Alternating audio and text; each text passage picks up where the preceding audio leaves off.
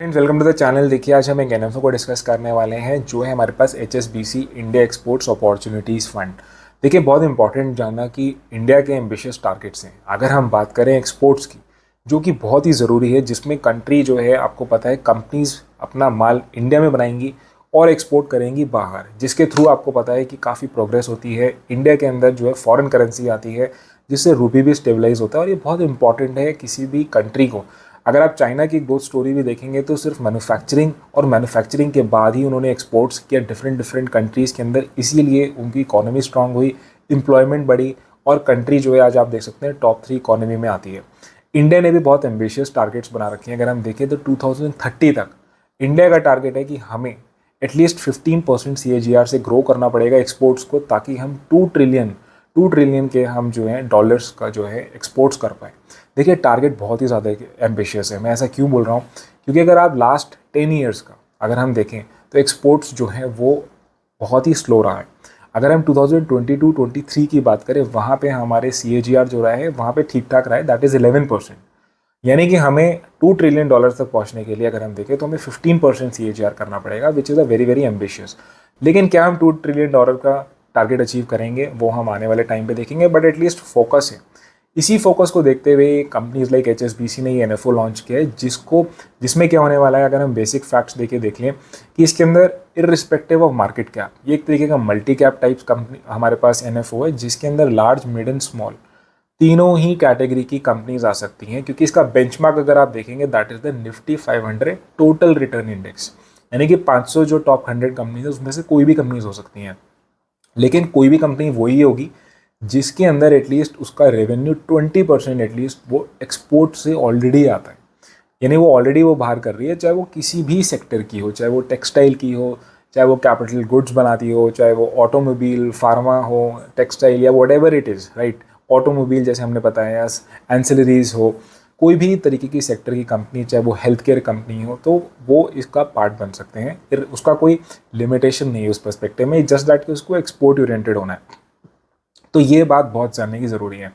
अगर हम देखिए इस NFO को और समझते हैं तो यहाँ पे आप इन्वेस्ट कर सकते हैं। 5 सितंबर से 19 सितंबर तक का टाइम है। सबसे इंपॉर्टेंट है कि मिनिमम इन्वेस्टमेंट आपको जो SIP स्टार्ट करनी है वो 5000 रुपीज़ की, NAV इसके अंदर हम 10 रुपीज़ का है।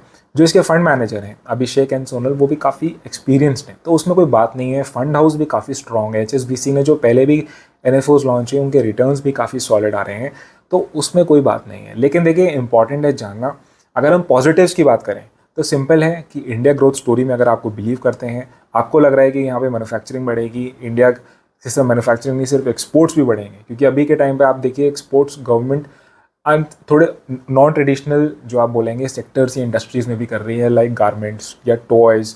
ऑफकोर्स डिफेंस का भी प्रोडक्शन हमारा काफ़ी इंक्रीज़ हो रहा है, एंड एक्सपोर्ट्स ऑल्सो। तो अगर आपको उस चीज़ में बिलीफ है तो ऑफकोर्स एक ही अच्छा मौका मिल सकता है कि एक्सपोर्ट ओरिएंटेड कंपनीज़ में आप इन्वेस्ट कर सकते हैं। मल्टी कैप फंड है, जैसे मैंने आपको बताया कि कोई लार्ज, मिड एंड स्मॉल का नहीं है, लेकिन ऑफकोर्स ज़्यादा पोर्शन लार्ज कैप का रहने वाला है, क्योंकि जो बेंचमार्क है उसमें भी आपका पता है कि लार्ज कैप ओरिएंटेड वेटेज थोड़ी सी ज़्यादा है। नेगेटिव की बात करें तो देखिए, सबसे पहला तो वही आ जाता है कि ये थीमेटिक फंड है। आपके पास इतने सारे फंड्स हैं, कितने सारे म्यूचुअल फंड ऑलरेडी हैं जिसके अंदर ऐसी कंपनीज ऑलरेडी हैं, राइट, जिसके अंदर फोकस एक्सपोर्ट्स का भी है, डोमेस्टिक का भी है, क्योंकि डोमेस्टिक ग्रोथ भी काफ़ी होने वाली है। तो ऐसा ज़रूरी नहीं है कि कोई कंपनी अगर एक्सपोर्ट नहीं कर रही है और सिर्फ इंडिया के अंदर ही सामान बेच रही है तो वो ग्रो नहीं करेगी, क्योंकि आपको तो रिटर्न से मतलब है। तो आप ऐसी भी कंपनीज या फिर ऐसे भी म्यूचुअल फंड रख सकते हैं जिसका फोकस ग्रोथ ओरिएंटेड इतना ना भी हो, राइट, तब भी आपके रिटर्न्स बन सकते हैं। बाकी जैसे मैंने आपको बताया, thematic fund bye it's nature थोड़े रिस्की होते हैं। रिटेल इन्वेस्टर्स को थोड़ा सा दूर रहने की इसके अंदर एडवाइस दी जाती है, क्योंकि इसमें टाइमिंग और एंट्री और एग्जिट का टाइमिंग करना बहुत ही इंपॉर्टेंट होता है। वो सिर्फ थोड़े से जानकार लोग या थोड़े एजाइल लोग या जो थोड़ा मार्केट में इंटरेस्ट लेते हैं वो ही कर सकते हैं। बाकी देखिए, कोई लिमिटेशन नहीं है, आप ज़रूर कर सकते हैं। And very very important point two notice इसकी, इसके अंदर एक्सपोर्ट अगर हम की बात कर रहे हैं तो ऑफकोर्स जो ग्लोबल फैक्टर हो, लेट सपोज रिसेशन आ जाता है बाहर, लेट सपोज कोई सैंक्शंस लग जाते हैं किसी भी टाइप के। आपको पता है फार्मा में कितना होता है कि FDI या लेट सपोज किसी भी कंपनीज के ऊपर कभी भी कोई रूलिंग आ जाती है या कोई सैंक्शंस लग जाते हैं, तो इस तरीके की चीज़ें बहुत ओपन हो जाती हैं, तो वहाँ पे आपका एक्सपोर्ट हिट हो सकता है। और अभी के टाइम पे आपको पता है मार्केट बहुत वोलेटाइल है, ग्लोबल वर्ल्ड भी बहुत वोलेटाइल है, तो इन सब चीज़ों का ध्यान रखना पड़ेगा बिफोर यू इन्वेस्ट। देखिए मैं इसमें इन्वेस्ट नहीं करूँगा क्योंकि ऑलरेडी मैं बहुत डाइवर्सिफाइड फंड्स में इन्वेस्ट करता हूँ। मुझे स्पेसिफिक किसी भी एक थीम में जाने की ज़रूरत नहीं है, स्पेशली एक्सपोर्ट ओरिएंटेड, जो मुझे इतना कोई बहुत स्पेक्टाकुलर डिफरेंस नहीं लग रहे हैं जो ऑलरेडी कितने सारे फंड्स हमारे पास बिजनेस में हैं। आपको देखिए इन्वेस्ट करना है, आप अपने फंड मैनेजर के एडवाइस पे करेगा। ये वीडियो सिर्फ एजुकेशन पर्पज से हमने बनाई है। बाकी कोई और आपके डाउट है नीचे ज़रूर मेंशन करिए, चैनल को सब्सक्राइब करना मत भूलिएगा, एंड वीडियो अच्छी लगी तो लाइक करिए।